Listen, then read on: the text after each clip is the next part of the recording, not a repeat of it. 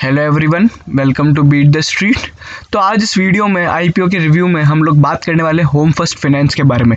Home first finance एक NBFC company है। इस वीडियो में हम आपको पूरा उसका एनालिसिस बताएंगे, उसके बिजनेस के बारे में, उसके मैनेजमेंट के बारे में, share holding pattern, financial matrix, balance sheet, peer comparison यानी कॉम्पिटिटर्स के साथ कंपेयर करेंगे और last but not the least हमारा इस आईपीओ पे रिव्यू बताएंगे।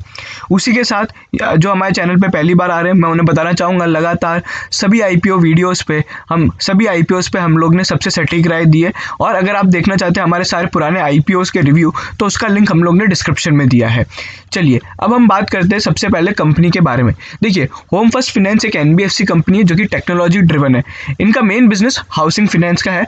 उसी के अलावा ये लोग लोअर और मिडिल इनकम ग्रुप्स को यहाँ पे कैप्चर करते हैं। अगर हम बात करें कि हाउसिंग लोन्स इनका कितना है, यानी मतलब जो परचेज या फिर कंस्ट्रक्शन के लिए, तो 92% इनका लोन हाउसिंग में है। बेसिकली एक हाउसिंग फाइनेंस कंपनी है। उसी के अलावा अगर हम बात करें developer finance loan for commercial property, और या फिर अगर आप बात करते हैं loan comprising for the loan against property, तो ये सभी यहाँ पे बहुत छोटे छोटे, लगभग 5.1, 1.9% और 0.9%। बेसिकली रियल एस्टेट से रिलेटेड सभी तरह के लोन देती है। अगर आप इनके लोन ग्रोथ की बात करते हैं तो ये करीबन इन लोग ने जो ग्रोथ हासिल करी है वो कंपाउंडेड एनुअल ग्रोथ जो है 63% की है साल 2018 से लेकर साल 2020 के बीच में। वहीं पर अगर हम बात करते हैं लोन किन तरह के लोगों को देती है, तो ये सैलरीड कस्टमर्स को इन लोग ने अपना 73% लोन दिया है। वहीं पे सेल्फ एम्प्लॉयड को 25% दिया है। उसी के अलावा अगर हम बात करते हैं कंपनी के कितने लोन अकाउंट्स इन लोग ने सर्विस किए, बेसिकली इन कंपनी के पास करीबन 44,800 करोड़ के लोन अकाउंट्स हैं। और उसी के अलावा इन लोग ने करीबन 2600 लोन्स ड्यूरिंग सितंबर 6 महीने में अपने यहाँ पे दिए हैं।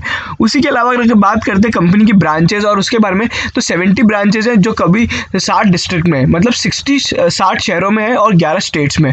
तो अगर आप देखेंगे तो एक काफ़ी छोटी एनबीएफसी है और इसका जो एक्सपेंड मतलब नेटवर्क है वो भी एक रीजनल टाइप है। इसके बारे में हम और डिटेल में बात करेंगे। सबसे पहले बहुत ही बेसिक डिटेल्स के बारे में जान लेते हैं।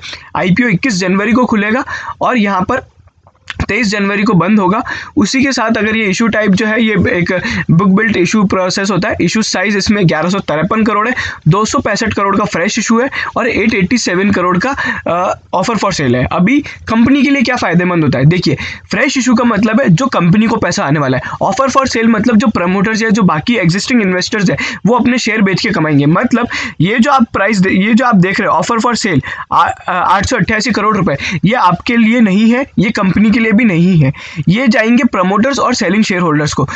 हमें जो ध्यान में रखना है कि फ्रेश इशू कितना है, 265 करोड़ रुपए कंपनी के अंदर आएगा। ठीक है, फेस वैल्यू 2 रुपए। आईपीओ का जो प्राइस बैंड रखा गया 517 से 518 है। उसी के साथ मार्केट लॉट इसका 28 शेयर का है। अगर आप देखें तो लॉन्च डेट क्या होगी, 21 जनवरी होगी। अलॉटमेंट करीबन 29 जनवरी तक फाइनलाइज हो जाएगा। 1 फरवरी को पैसा वापस मिल जाएगा और डीमैट अकाउंट में 2 फरवरी और 3 फरवरी को यहाँ पे लिस्टिंग होगी।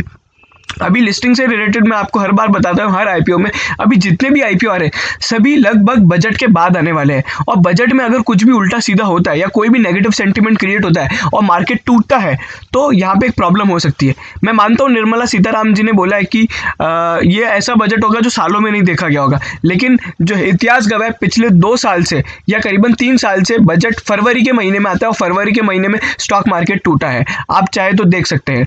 ठीक है, तो ये सारी चीज़ें अपने को ध्यान में रख के फिर ही किसी भी कंपनी में पैसा लगाना है। अगर आप जानना चाहते हैं बजट से रिलेटेड हमारी क्या राय है और बजट से रिलेटेड आईपीओ पे क्या होगा, तो जो हमारे पुराने वीडियोस है उन सब पे हम लोग ने हमारी राय दी है और बताया है। चलिए अभी हम बात करते हैं बिजनेस के बारे में। देखिए, जैसा मैंने बताया हाउसिंग लोन सबसे ज़्यादा देती है। अगर आप देखें तो 34,300 करीबन 34,000 मिलियन के यहाँ पे इन लोग ने लोन्स हाउसिंग में दिए हैं। और वहीं पे लोन अगेंस्ट प्रॉपर्टी करीबन 1900 मिलियन के हैं। डेवलपर फाइनेंस लोन 700 मिलियन के और 350 लोन फॉर कॉमर्शियल प्रॉपर्टी है। डिसबर्समेंट मतलब 6 महीने में कितने नए लोन दिए हैं और जो ग्रॉस लोन असेट्स ऊपर देखा एज ऑन डेट कितने टोटल लोन्स है। ठीक है, तो अगर आप बात करें हाउसिंग लोन करीबन 2800 मिलियन के दिए, loan against against property 116 million, 34 million यहाँ पे करीबन डेवलपर फाइनेंस लोन दिए और कॉमर्शियल प्रॉपर्टी के लिए 20 मिलियन दिए। अगर आप बात करना चाहते हैं एक लोन कितने रुपए का होता है, तो करीबन 10 लाख रुपए का हाउसिंग लोन किया जाता है नॉर्मली, और जो लोन अगेंस्ट प्रॉपर्टी होता है वो करीबन 8.5-9 लाख रुपए का होता है। ठीक है, अगर आप ग्रोथ देखना चाहते हैं पिछले 6 महीने से पिछले 6 महीने में, तो आप यहाँ पे CAGR ग्रोथ पे ध्यान दें। 60% की जो CAGR ग्रोथ है वो हाउसिंग लोन में हुई है, 153% लोन अगेंस्ट प्रॉपर्टी में, 108% डेवलपर फाइनेंस में, लोन फॉर कॉमर्शियल प्रॉपर्टी 116%। वहीं पर अगर डिसबर्समेंट की बात करें 43% की ग्रोथ है, और लोन अगेंस्ट प्रॉपर्टी की जो ग्रोथ है वो 220% की है। उसी के साथ अगर हम कोविड इंपैक्ट देखते हैं, देखिए कोविड इंपैक्ट आपको यहाँ पे साफ नजर आएगा, ये आपके सामने, जहां पिछले 6 महीनों में करीबन 7,800 मिलियन के लोन दिए गए थे, वहां 2,700 मिलियन के लोन दिए गए। आप हर फिगर को कंपेयर करेंगे तो काफी कम नजर आएगा। ये बेसिकली इसलिए है कि ये कॉशियस हो गए थे, क्योंकि वहां पे जो पैंडेमिक का इंपैक्ट था अभी जो 6 महीने में 30 सितंबर तक, वो काफी ज्यादा था, तो कोई भी बैंक ने अपने ज्यादा लोन्स नहीं दिए, और ये तो बहुत ही छोटी NBFC है, तो इसके लिए यहाँ पर रिस्क कॉशियस होना बहुत जरूरी है। ठीक है, ये सारी बात हो गई। और अगर आप और जानना चाहते हैं तो अभी हम और बात करेंगे अभी प्रोडक्ट पोर्टफोलियो की। देखिए होम लोन्स मैंने बताया, construction loan, renovation, extension, loan against property, loan for NRI, senior citizens, home loan balance transfer, home loan top up, shop loans for commercial property. Basically पूरा रियल एस्टेट के लिए यहाँ पे एक लोन के लिए दिया जाता है। ठीक है, तो अभी यहाँ पे एक प्रॉब्लम क्या हो सकती है कि देखिए प्रॉब्लम तो कुछ नहीं है, पर एक रियल एस्टेट में ज़्यादा अगर कॉमर्शियल लोन्स हो गए, कॉमर्शियल प्रॉपर्टी या डेवलपर को ज़्यादा दे दिए, तो उन लोग में NPA सबसे ज़्यादा होता है। अगर आप देखेंगे तो DHFL का जो नुकसान का वजह है, DHFL के बर्बाद होने का वजह है, उसके रियल एस्टेट लोन्स काफ़ी ज़्यादा थे। वहीं पे इंडिया बुल्स हाउसिंग फाइनेंस, उसके भी रियल एस्टेट लोन्स काफ़ी ज़्यादा थे। तो ये सब तरह की चीज़ें हैं जो आपको ध्यान में रखनी चाहिए। जितने रिटेल इन्वेस्टर्स के लोन होंगे, मतलब सैलरीड कस्टमर और सेल्फ एम्प्लॉयड, उतना अच्छा है, और इस NBFC में ये ज़्यादा है। ठीक है, और अभी आगे अगर आप ग्रोथ की बात करें तो देखिए रियल एस्टेट सेक्टर पूरा का पूरा रिवाइव हो चुका है। आप लगातार देखेंगे तो मुंबई में, महाराष्ट्र में तो काफ़ी ज़्यादा यहाँ पे बिक्री हो रही है। तो इस तरीके से जो इनका ग्रोथ है वो आने वाले 6 महीनों में बढ़ेगा। अगर हम बात करते हैं अभी इनकी रीजनल डिस्पैरिटी कि कहाँ कितने हैं, तो देखिए आप देख सकते हैं गुजरात और महाराष्ट्र में करीबन काफ़ी ज़्यादा 20 ब्रांचेस के साथ 39% ग्रॉस लोन असेट्स उनकी वहाँ पे है। वहीं पे महाराष्ट्र में 15 ब्रांचेस है और 21% लोन वहाँ पर है। तो आप देखेंगे तो जैसा कि हम लोग ने इंडिगो में देखा था, इंडिगो में क्या हुआ था कि केरला में सबसे ज़्यादा बिजनेस था, पर अगर आप देखेंगे तो इनकी काफ़ी सारी स्टेट्स में और लगभग मेजर स्टेट्स को कवर करता है। तो यहाँ पे एक रीजनल डिस्पैरिटी और जो रीजनल NBFC, जो रीजनल कंपनी की प्रॉब्लम होती है वो नहीं होंगी। और यहाँ पे सबसे अच्छी बात यह है कि महाराष्ट्र में इतना ज्यादा एक्सपोजर है, और महाराष्ट्र में तो इनका सबसे ज्यादा रिवाइवल देखा गया रियल एस्टेट इकोनॉमी का।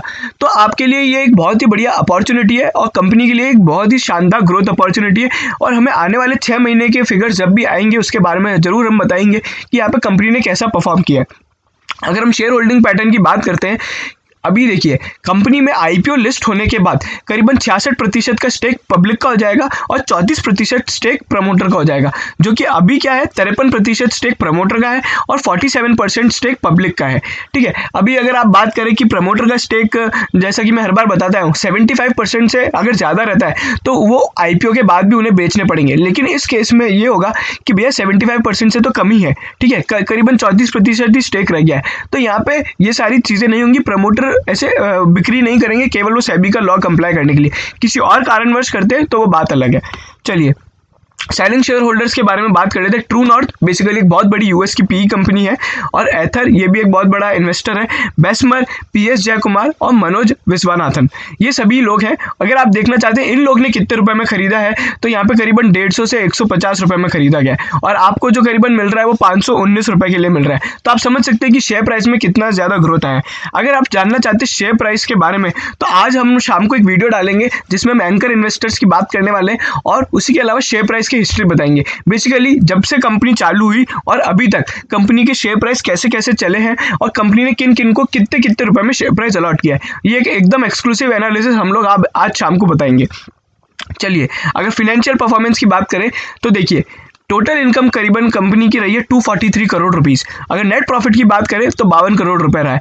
जीएनपीए 0.74% है, नेट एनपीए 0.51% है। अगर आप इनको देखना चाहते हैं कि पिछले FY20 FY19 से अगर आप कंपेयर करते हैं तो FY19 से FY20 कंपनी के रेवेन्यू लगभग डबल हुए हैं, करीबन 270 से 419, डबल नहीं, डबल से थोड़े कम। और अगर आप रेवेन्यू उसकी बात करते हैं नेट प्रॉफिट की, तो जहाँ 104 करोड़ का पहले नेट प्रॉफिट था वो अभी 151 करोड़ हुआ है FY20 में, तो करीबन 50% से बढ़े। नेट वर्थ जो है कंपनी की 988 करोड़ रुपीस है और नेट इंटरेस्ट मार्जिन करीबन यहाँ पे 2.4% है। नेट इंटरेस्ट मार्जिन बेसिकली क्या होता है, जितना आपसे लेगी, मतलब जितना वो कस्टमर से लेगी, मान लीजिए कस्टमर से 10% लोन लेती है और सामने अगर वो 7.6 का लोन पे करती है, basically loan interest earn minus interest paid, तो वो आता है net interest margin. Average cost of boring अगर आप देखेंगे तो 4.3% है। एवरेज यील्ड ऑन डिसबर्समेंट है तो करीबन 13% है। कैपिटल एडिक्वेसी रेशो जो कि करीबन 51% है, काफ़ी अच्छा है। और उसी के साथ अगर हम बात करें तो ग्रोइंग है। और अगर एक्टिव लोन अकाउंट जैसे मैंने बताया 44,800 करोड़ के यहाँ पे वो है। अगर हम बात करते हैं कि कंपनी के रिस्ट्रक्चर लोन्स और मोरेटोरियम कितने हैं, अभी हमारे रिसर्च जारी है इस पर, लेकिन अभी तक कंपनी ने RHP यानी रेड हेरिंग प्रोस्पेक्टस में इसके बारे में कोई डिटेल नहीं दी कि लोन कितने मोरेटोरियम में और कितने रिस्ट्रक्चर हुए। जैसे कुछ डिटेल मिलेगी हम जल्द बताएंगे। आइए अगर हम बात करें ऑब्जेक्टिव ऑफ इशू की, तो बेसिकली कंपनी को कैपिटल रिक्वायरमेंट चाहिए और लिस्टिंग गेन का बेनिफिट लेना है। क्रेडिट रेटिंग, हर NBFC कंपनी के लिए क्रेडिट रेटिंग बहुत इंपॉर्टेंट है। जितनी अच्छी क्रेडिट रेटिंग होगी उतना सस्ता लोन मिलेगा उन्हें, यानी जो बाजार से उन्हें लोन लेना पड़ता है बड़े बड़े और इन्वेस्टर से, बैंकर से, एक NBFC नॉर्मली एक बैंक से लोन लेती है तो उनको वो उतना ही सस्ता मिलेगा। अगर आप केयर की रेटिंग देखेंगे तो A1+ है, इकरा की रेटिंग देखेंगे A1+, A+ और एक जगह A1+ है। वहीं पे इंडिया रेटिंग की जो रेटिंग है कॉमर्शियल पेपर के लिए A1+ है। तो बेसिकली क्रेडिट रेटिंग काफ़ी अच्छी है, लेकिन आप सभी को पता है क्रेडिट रेटिंग एजेंसीज क्या करती हैं और क्रेडिट रेटिंग एजेंसीज ने क्या किया है। DHFL और ILFS में आप सभी जानते हैं कि कैसे उनकी क्रेडिट रेटिंग 1 महीने के अंदर ही सारी ख़त्म कर देते हैं। तो इन पर ज़्यादा विश्वास नहीं करना चाहिए, मेरी यही राय है। अगर हम बात करते हैं पीयर कंपैरिजन की, यानी प्राइस टू बुक रेशो हम लोग ने एक लिया है, जिसमें अगर आप होम फर्स्ट फाइनेंस को देखेंगे तो उसका 4.1 प्राइस टू बुक वैल्यू है, प्राइस टू बुक रेशो है। वहीं पे HDFC 3.2 है, कैन फाइनेंस होम जो है वो करीबन 2.8 है, LIC हाउसिंग फाइनेंस से अगर कंपेयर करते हैं 1.0 है। तो आप समझ सकते हैं कि ये कितना महंगा स्टॉक है। सबसे ज़्यादा प्राइस टू बुक रेशो है इनका, ये जितना ज़्यादा होता है उतना स्टॉक महंगा होता है। अगर आप इसे आवास फाइनेंशियल से कंपेयर करें तो यहाँ पे आप देखेंगे मार्केट कैपिटलाइजेशन जो है आवास फाइनेंशियल का करीबन 15,000 करोड़ का है, इनका 4,500 करोड़ का है। प्राइस टू बुक रेशो 6.7 है। होम फर्स्ट फाइनेंस का 3.4 है। और अगर वही बात करते हैं प्राइस टू अर्निंग की यहाँ पे, तो 61 का इनका PE है और होम फर्स्ट का 47 का PE है। ROE और बाकी सब अगर आप देखेंगे तो ये सब आप स्क्रीन पे देख सकते हैं। उसी के अलावा हमने इसे बाकी कंपनियों से भी कंपेयर किया है, तो ये सारी चीज़ें रही। अभी ओवरऑल जो हमारा ओपिनियन है हम उसके बारे में भी बात करेंगे। सबसे पहले GMP जान लें। GMP करीबन 90 से 100 रुपये, यानी 518 रुपये का जो 519 रुपये का शेयर मिल रहा है उस पर करीबन आपको 100 रुपये का गेन देखने को मिल सकता है अभी जो GMP चल रहा है। और अगर आप GMP की हिस्ट्री देखें तो GMP बड़ा ही है, कम नहीं हुआ है। बीच में जरूर 100 रुपये गया था, वो अभी भी 90 से 100 रुपये के बीच में चल रहा है। अगर आप बात करते हैं हमारी राय क्या रहेगी, देखिए GMP और IPO का जो क्रेज चल रहा है और जो बुल मार्केट चल रहा है उसके चलते आप इसे लिस्टिंग गेन के लिए अप्लाई कीजिए। सबसे पहले हम इसको लिस्टिंग गेन के लिए ही देखेंगे। और बाकी जो हमारी एडवाइस है, आप GMP और इशू सब्सक्रिप्शन ट्रैक करते रहें। बाकी ब्रोकरेजेस की राय और वो सब हम बताएंगे। इसमें हम जो हर IPO वीडियो में एक स्मार्ट ट्रिक बताते हैं वो आपको वापस बता देते हैं, आप अप्लाई कर दीजिए, ठीक है। और जो UPI मैंडेट होता है अपना, वो आप चौथे दिन भर सकते हैं, मतलब IPO क्लोज होने के एक दिन बाद भी आप UPI मैंडेट भर सकते हैं।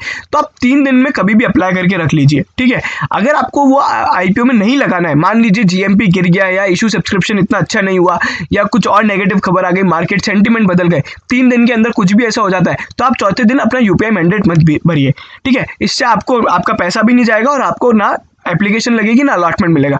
तो ये एक स्मार्ट ट्रिक है, आप आज ही लगा दीजिए और आप चौथे दिन तक वेट कर लीजिए। चौथे दिन हम लोग जैसे ही IPO जिस दिन क्लोज होगा, यानी तीसरे दिन के एंड में हम लोग एक वीडियो बनाएंगे फाइनल ओपिनियन करके, जिसमें हम आपको बता देंगे कि आपको क्या करना है क्या नहीं करना है। तो ये हमारी स्मार्ट ट्रिक रहेगी कि आप अप्लाई करें बट UPI मैंडेट ना भरें। ये वीडियो यहीं खत्म होता है। उसी के साथ हम इसके बाद जो आने वाली चीज़ें हैं इस IPO से रिलेटेड, एंकर इन्वेस्टर्स और शेयर प्राइस हिस्ट्री जो कि एक्सक्लूसिव एनालिसिस होगा, वो आज शाम को डाला जाएगा। वहीं पर सब्सक्रिप्शन स्टेटस फर्स्ट डे का डिस्कस कर लिया जाएगा। जीएमपी के बारे में और कुछ नए अपडेट होंगे तो वो बताएंगे। कुछ मोर इंटरेस्टिंग फैक्ट्स मैनेजमेंट के बारे में, ब्रोकरेज व्यूज और फाइनल थॉट जो कि हम लोग आखिरी दिन निकालेंगे। अगर